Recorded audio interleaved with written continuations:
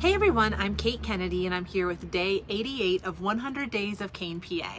And community service is such a value to so many people here in Kane. So today we're going to talk with Stacy Lindquist, who is involved in a couple of different service organizations and clubs. And she's going to share some stories about her.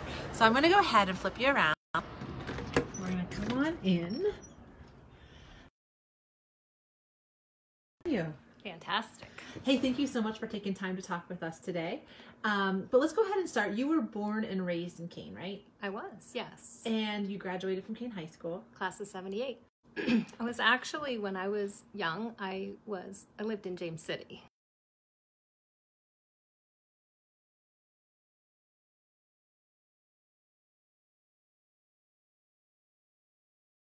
And then we moved into Kane, 17 Hemlock Avenue in Kane.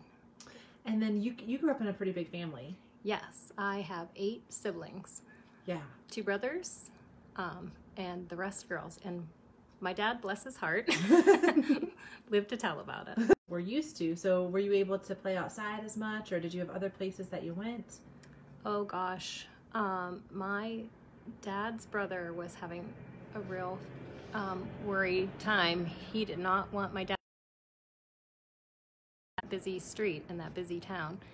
So we all had to learn how to ride our bikes on Pine Avenue and we had to play street ball on Pine Avenue.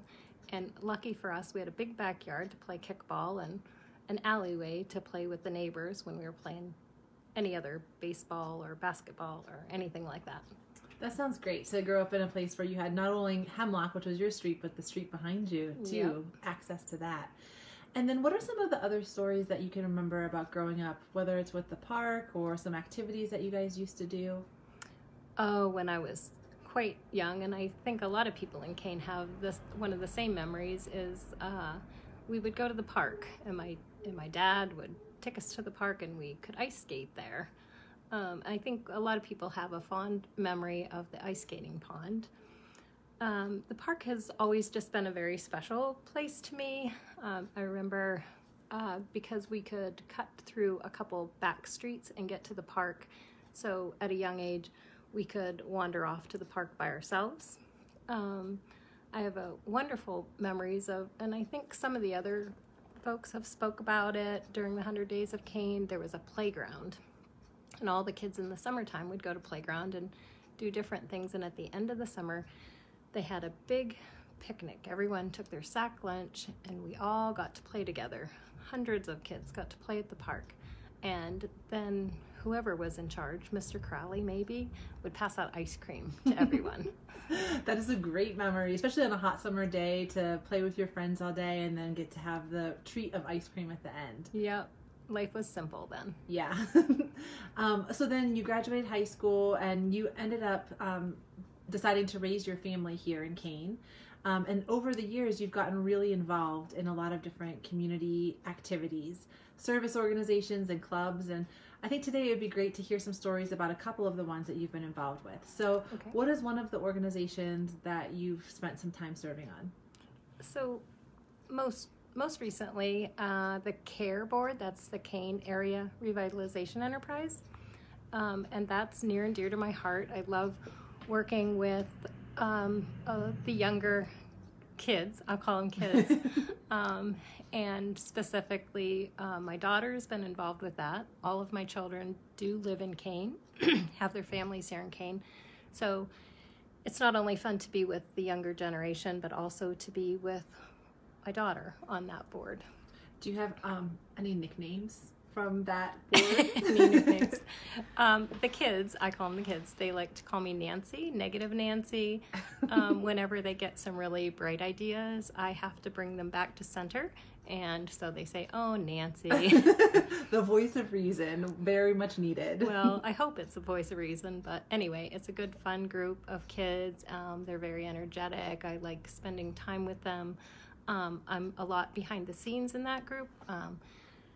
With my background, I always ask to be the treasurer of the organization, so it's not as much hands-on as it is behind the scenes paperwork and the number crunching and that type of thing. But you have participated in a few of the activities. What would you say one of your favorite CARE activities has been, and are there any stories around that? I guess when we first opened the amphitheater and we were getting a lot of different entertainment at the amphitheater, and there was a lot of live bands and a lot of music up there, and we thought it would be great fun to have polka music.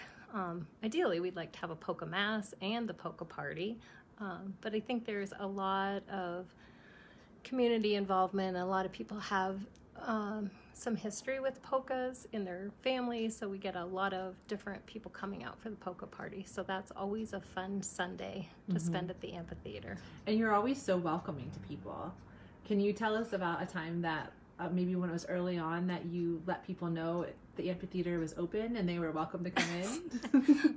That would have been when everyone thought I was going to run for the mayor position.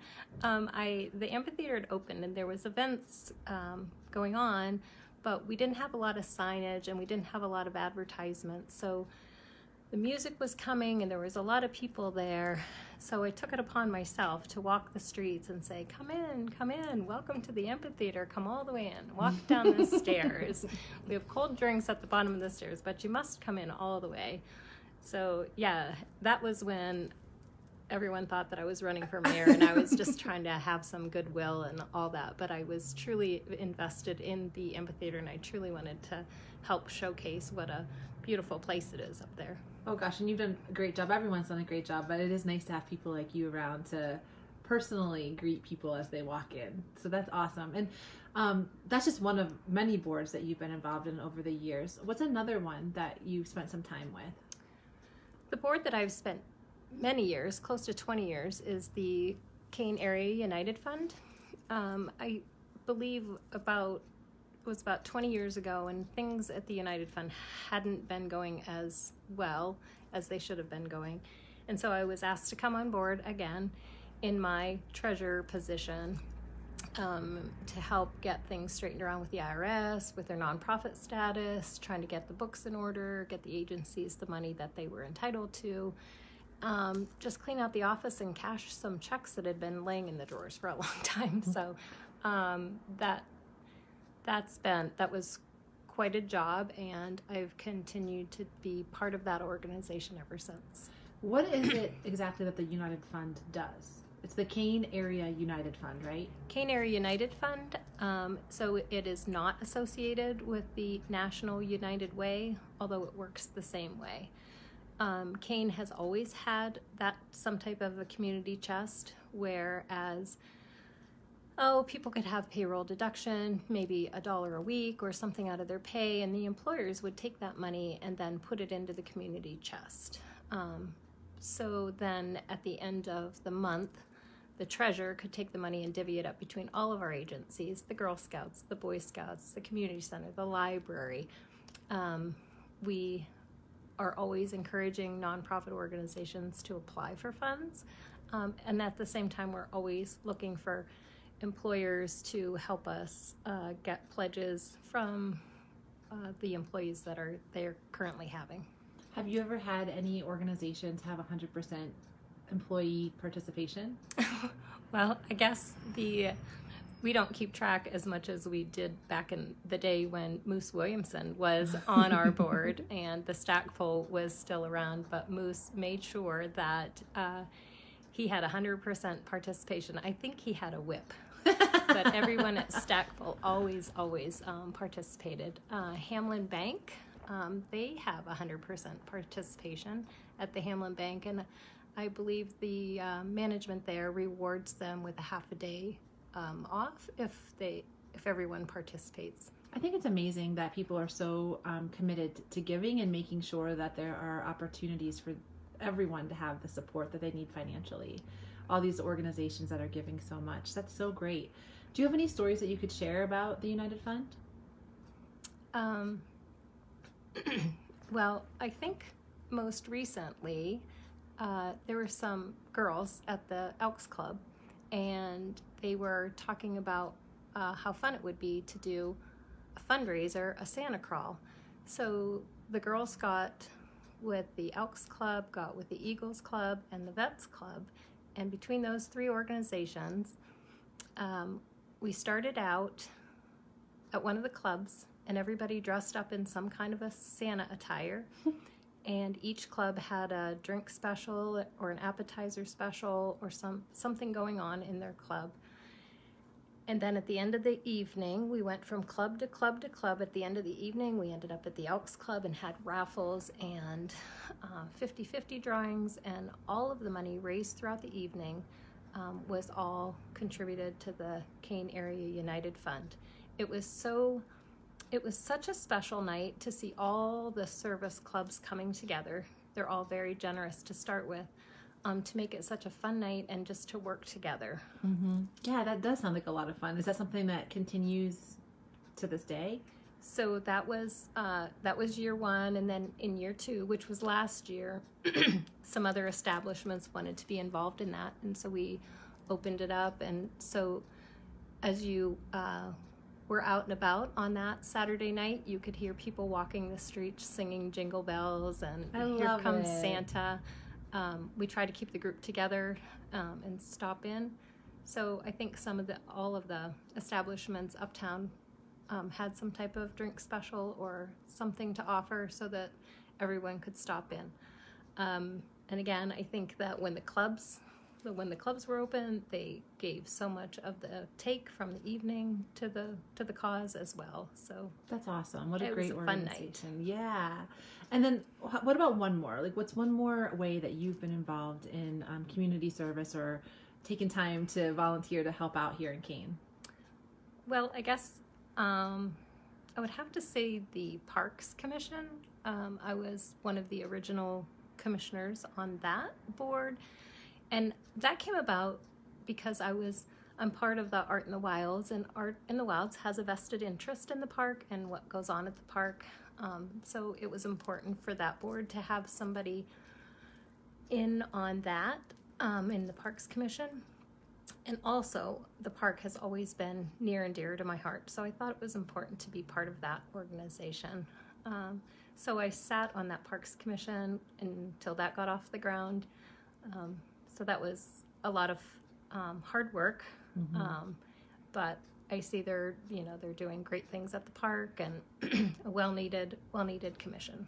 Yeah, that's awesome. And Art in the Wilds is such a great event that happens every year in Kane. So to help support that through the Parks Commission piece is awesome too. Yeah. I know you kind of referenced this, but your family has been here for generations. So your parents and you and your kids and your grandkids, and it sounds like the park has been an important part of all of those memories. Is that something that you get to do still to this day, is hang out in Evergreen Park? Yes, yep. So growing up here after we moved here, with my big family, it was easier to play at the park than it was in the backyard. I have 4 children. They all are grown and married and live in Kane, and they all have children. So I have 8 grandchildren, and I have had experiences of taking my grandchildren to the park. So it's just very rewarding to me to be able to take my grandchildren to the same park that my parents took me to, and that you're investing in it by being part of in the past, having been part of the commissions for the park as well. So I think that's a really great example that you're leading by. All right, so before we wrap up, I did want to ask you, what is it about Kane? Like, why do you love Kane? Oh, there are so many things that I love about Kane. That's why I've stayed here for so many years. But I think what I really love about Kane is that it's consistent, the consistency of how the people have always come together. It doesn't matter if it's to support the fire department's chicken barbecue, or whether it's to support the Care for Kane Days or the Girl Scout cookie drive. The consistency of the people always willing.